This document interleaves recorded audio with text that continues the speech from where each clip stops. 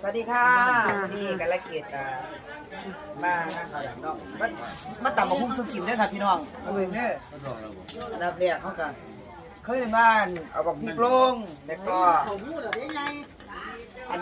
ผงว่าใส่หลายแซ่บหลายด้วยพี่น้องตามด้วยน้ำตาลหน่อยนึงตามมาพริก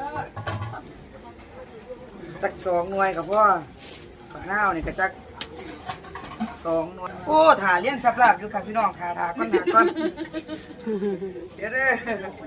โอ้ยย่านนั่นนี่แล้วก็ตามด้วยขาดประเด็นเด้อค่ะนี่คือน้ำปลาร้าอร่อยแล้วค่ะผมมือเลยล่ะพี่น้องมันจังลูกตุ้งเฮาแม่นบ่ผู้ชาย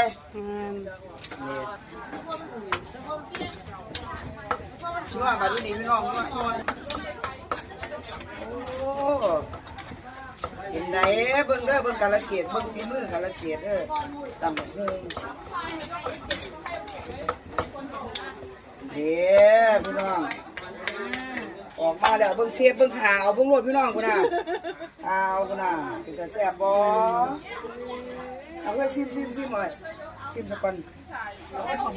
ซิมเป็นไหนชอบ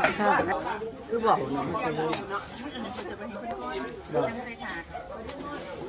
ขอบคุณค่ะนี่แบบวิธีการของการละเกียรติต่ำคุณดูเคยเลี้ยงใส่ไหลเนาะผู้ซอยมาบ่จ้าค่ะสวัสดีค่ะ